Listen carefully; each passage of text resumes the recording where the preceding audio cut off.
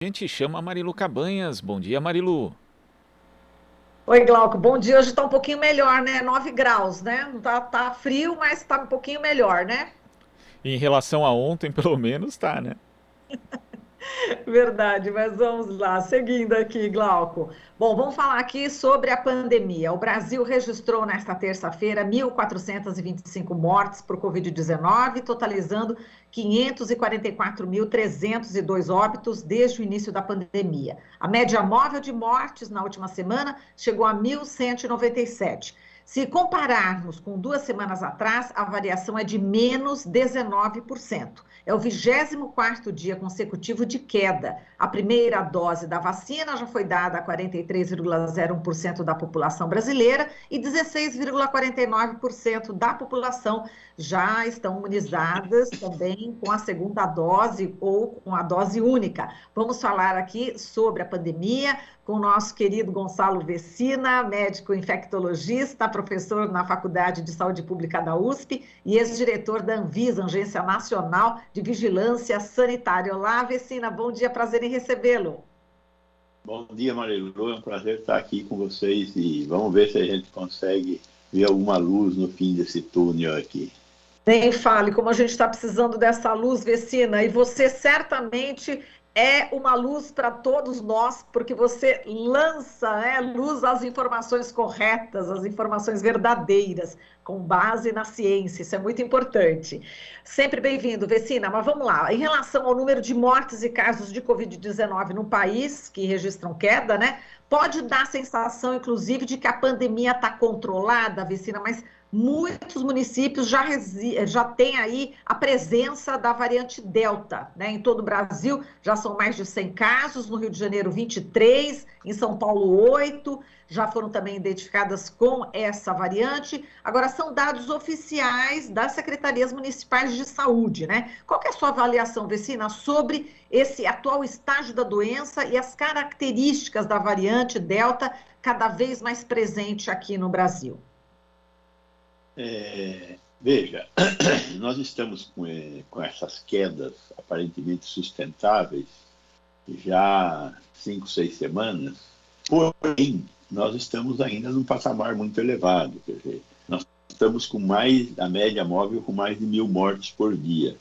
No período mais terrível da primeira onda, nós batemos em 1.000 mortes. Então, agora nós estamos em 1.000 mortes, que é a primeira onda no seu pior momento. Então, primeiro, é positivo o fato de nós termos uma queda sustentada há tanto tempo, porém, essa queda ainda revela um número de mortes muito elevado. Então, tem o que festejar e tem preocupação. Porém, a variante Delta está se impondo, né? O que nós aprendemos com a experiência de outros países em relação à variante Delta é que ela se espalha muito rapidamente e que ela ocupa o espaço das outras variantes. A capacidade de espalhamento da variante alfa, da variante beta, da gama, era em torno de uma pessoa infecta mais 2,5 a 3 pessoas. A variante delta, uma pessoa infecta 4 a 6 pessoas. Então, a capacidade de espalhamento dela é muito, muito grande. E a tendência é que ela venha a ocupar todo o espaço que hoje é ocupado pela variante gama, que é aquela de Manaus, né?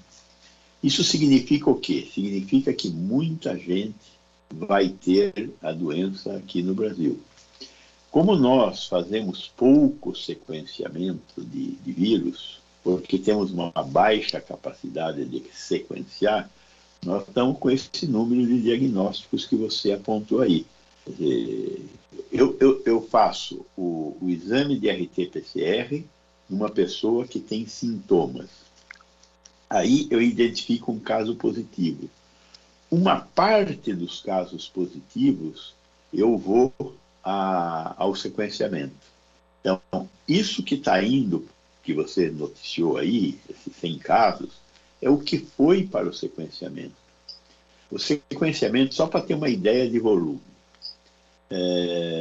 até um mês atrás, o Brasil tinha feito 3.000 sequenciamentos desde o início da crise.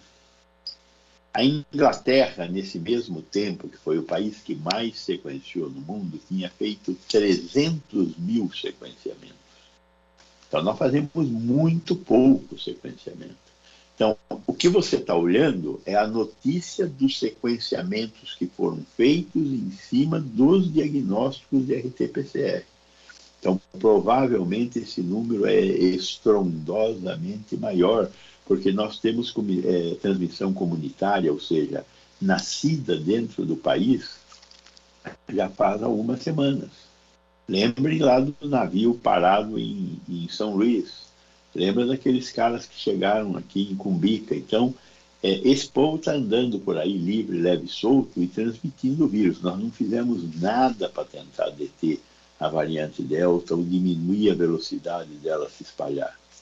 Ela não produz uma doença mais grave, mas ela produz muito mais doença. Então, o que a gente pode dizer hoje, para fazer uma comparação mais inteligível, é que nós estamos num dia claro, de sol, tranquilo, mas lá no horizonte tem nuvens negras, bem carregadas, e dá para vê-las à distância.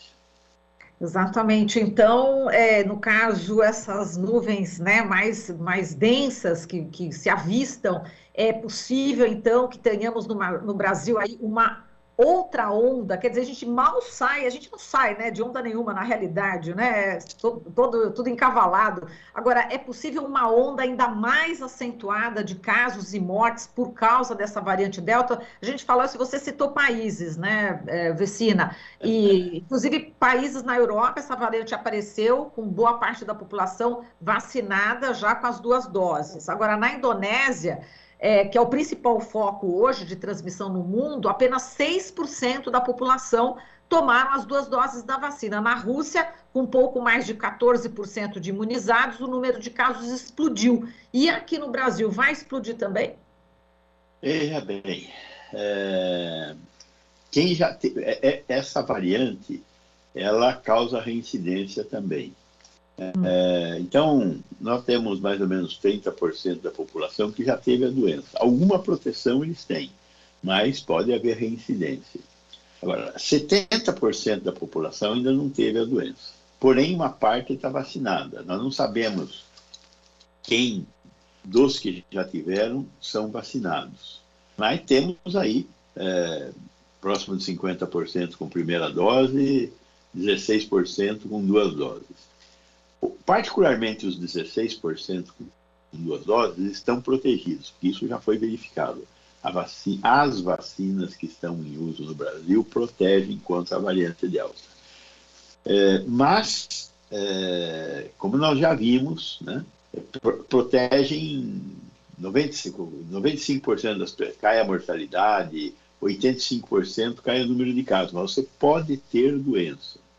Então, o que nós temos hoje? Nós temos uma parte da população protegida e o resto não está protegido. Então, se a gente der oportunidade à variante Delta, ela vai se espalhar. Como? Nós estamos abrindo os estabelecimentos comerciais até as 23 horas. Como nós aumentamos a porcentagem de ocupação de 40% para 60%, o que o vírus precisa, que é encontros, pessoas na rua, nós estamos oferecendo para ele. Ele, nós sabemos, se espalha muito rapidamente. Então, eu não estou fazendo um prognóstico, olhando aqui para a minha bola de cristal. Eu estou citando fatos. Tem muita gente na rua, o vírus se espalha muito rapidamente e a nossa cobertura vacinal ainda é baixa. Vamos ter, sim, muitos casos. Agora, Vecina, as pessoas que tomaram somente a primeira dose, parece, né, estão mais vulneráveis a essa variante Delta, né? As mortes causadas são em pessoas não vacinadas ou com essa vacinação incompleta. Existe uma polêmica em relação a se aumentar o percentual de cobertura da primeira dose ou antecipar a segunda dose, no caso da AstraZeneca ou Pfizer. Então, alguém que tenha tomado em maio, por exemplo, poderia antecipar já, tomar agora em julho e não em agosto, como estava previsto. Como é que você se posiciona em relação a essa questão? Porque está dividindo as opiniões, né? Está dividindo as opiniões e eu acho que quando as opiniões estão divididas, a melhor maneira de construir um consenso é reunindo as pessoas para construir esse consenso. Pegar o que é positivo, pegar o que é negativo e pesar, né? Infelizmente, nós não temos governo, então não tem como construir esse consenso. A AstraZeneca, nos seus estudos clínicos, revelou que a máxima eficácia é atingida com 90 dias de distância entre as duas doses. Então, não se tratou de uma decisão de espalhar a segunda dose mais distante para aumentar o número de primeiras doses. A Coronavac chegou-se até a querer espalhar a segunda dose, mas para aumentar o número de primeiras doses, mas viram que perderia eficácia. Então, 21 a 28 dias mesmo. A Pfizer é a única que cabe essa discussão, porque a Pfizer, a proposta da pesquisa... A proposta da pesquisa é de fazer Desapareceu a sua imagem. Agora sim, voltou. Sim, a proposta da pesquisa continua. A proposta da pesquisa da Pfizer era de 21 a 28 dias. Nós é que espalhamos a segunda dose para aumentar o número de primeiras doses. Então, temos que tomar muito cuidado com essa decisão. A minha opinião é que nós teríamos que continuar aumentando o número de primeira dose e não trazer mais para a segunda dose. Porque a primeira dose, ela protege um pouco. E a segunda dose é a dose de reforço, né? Então, acho que a gente teria que construir um consenso. A minha opinião é essa. Não é a opinião que deveria prevalecer. Se a minha opinião fosse prevalecer, eu tomaria muito cuidado.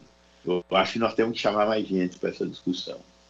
Muito bom, Vecina. Vecina, agora qual que é a diferença, né, dos sintomas da Delta para esses que a gente já tem conhecimento? Aparentemente não tem tem gente que está falando nisso, mais naquilo, mas aparentemente não tem grande variabilidade. É um estado gripal mais forte. E quando uma parte das pessoas, 15%, 20%, ficam com insuficiência respiratória, precisam ir ao hospital e, eventualmente, uma parte vai para o UTI. Perfeito. Agora, Vecina, vamos falar do ministro da Educação, Milton Ribeiro, né? Ele defendeu ontem, né, em pronunciamento em rede nacional de rádio e TV, o retorno às aulas presenciais em todo o país, disse que o Brasil não pode continuar com as escolas fechadas, gerando impacto negativo e nas futuras gerações, disse que, por lei, né, os estados e municípios é que têm autonomia para decidir se volta a aula presencial ou não, falou que o governo federal não tem essa autonomia, disse que se tivesse autonomia já teria determinado o retorno presencial, e para ele é uma necessidade urgente que o fechamento de escolas impõe consequências devastadoras. Te estranhou, Vecina, o pronunciamento do ministro da Educação, um ano e meio depois que começou a pandemia e falar nesses termos e não, de repente, fazer uma participação mais efetiva do que será que as escolas estão precisando para poder ter essa aula presencial? Ou vamos estender a vacina a mais professores? Como é que você viu isso, Vecina? Bom, eu acho que ele tem parte PRI, né? Ele veio do Mackenzie, ele tem parte PRI nessa história, ou seja, ele tem lado pelos interesses econômicos dele. Acho que a vida universitária, neste momento, não tem por que voltar. Está bem resolvida com os meios eletrônicos.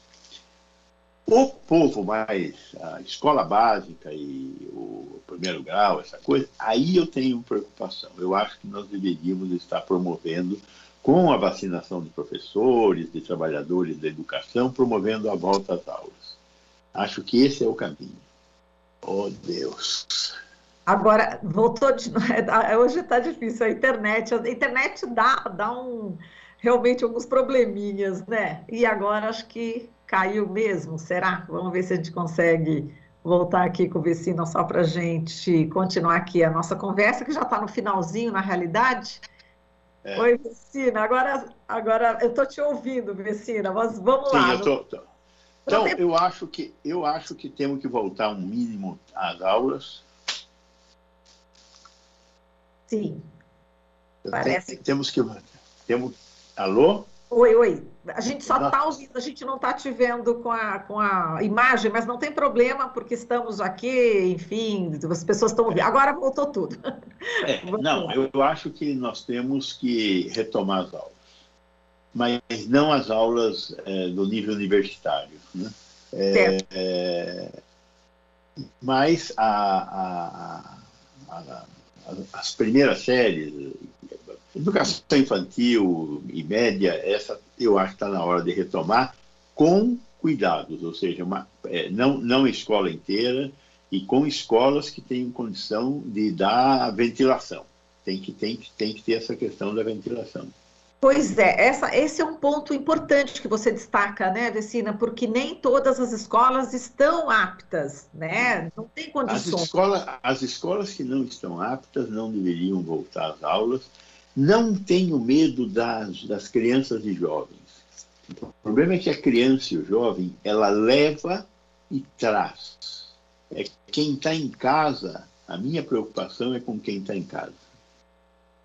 Exato. Agora, Vecina, só para a gente encerrar aqui, que eu sei que também está com vários compromissos aí, a Anvisa autorizou, inclusive, na segunda-feira, a realização de um estudo para avaliar a segurança e eficácia da terceira dose da vacina da AstraZeneca contra a Covid. E já vou te colocar uma outra questão, aí você já responde numa tacada só. E também autorizou outra pesquisa para avaliar a eficácia do medicamento proxalutamida contra a Covid, que inclusive é um remédio que está sendo defendido pelo presidente Bolsonaro. Como é que você está vendo aí, enfim, esses dois estudos, né, que estão sendo já feitos em relação à terceira dose e à proxalutamida?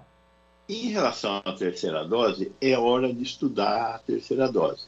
Não é hora de aplicar a terceira dose. Provavelmente vai ter terceira dose de muita vacina. Mas só pode aplicar a terceira dose depois que terminar de aplicar o que tem que ser aplicado em toda a população. Não tem cabimento, antes de proteger toda a população, voltar tentando proteger mais algumas partes da população.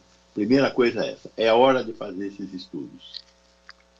A proxalutamida é uma promessa, como tantas outras promessas nós tivemos. Funcionou in vitro, funcionou. In vivo vai funcionar? Nós não sabemos nem se para o que ela foi criada, ela funciona, que é para tratamento de câncer de próstata. Agora, quem está pagando essa pesquisa é o fabricante que descobriu esse produto, que não é único. Tem vários que fazem vários produtos, tem mais uns 5 ou 6 produtos semelhantes a esse, são da mesma família química. Então, também estão propondo fazer esses estudos. Então, fazer estudos duplos cegos, randomizados, é ótimo. O problema é que esse remédio fez um estudo de perna quebrada, mal feito, em Manaus. E é lógico, um estudo de perna quebrada mal feito deu bons resultados na opinião dos maus cientistas que fizeram isso. Então, tem que refazer agora com todos os cuidados e podendo demonstrar que você pode repetir que os resultados serão semelhantes. Então, é tempo de fazer estudos científicos adequados para saber o que nós podemos ter de armas no futuro.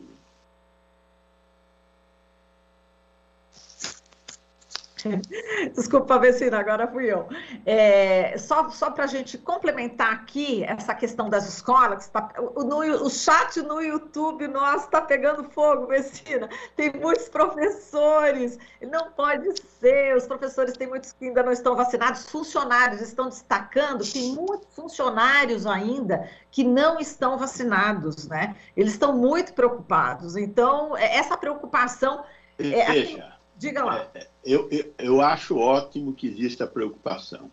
A vacinação está em curso. A atividade escolar, no mundo civilizado inteiro, foi considerada atividade essencial. Só aqui no Brasil, se a gente quiser chamar o Brasil de um país civilizado, que é muito difícil de fazer neste momento, é que nós não consideramos a atividade de retorno às aulas essencial. Então, nós temos que pôr a mão na consciência e ver que tipo de prejuízo a gente está causando para as crianças. Agora, uma vez verificado esse prejuízo, eu acho que nós temos que retomar as aulas, de preferência com adequada proteção dos trabalhadores da educação. Tá certo, Vecina. A gente agradece aqui a sua colaboração, querido. Um forte abraço para você. Obrigado. Bom dia para você e para os nossos espectadores aí. Obrigada, bom dia. Continue aí nessas jornadas aí, em vários meios de comunicação, né, prestando esse serviço, essa utilidade pública e de informar. Muito obrigada, viu, Vecina? Tchau. Obrigado. Obrigada. Falamos aqui com Gonzalo Vecina, médico infectologista, professor na Faculdade de Saúde Pública da USP e ex-diretor da Anvisa, Agência Nacional de Vigilância Sanitária. Aqui você ouve as notícias que os outros não dão. Jornal Brasil Atual.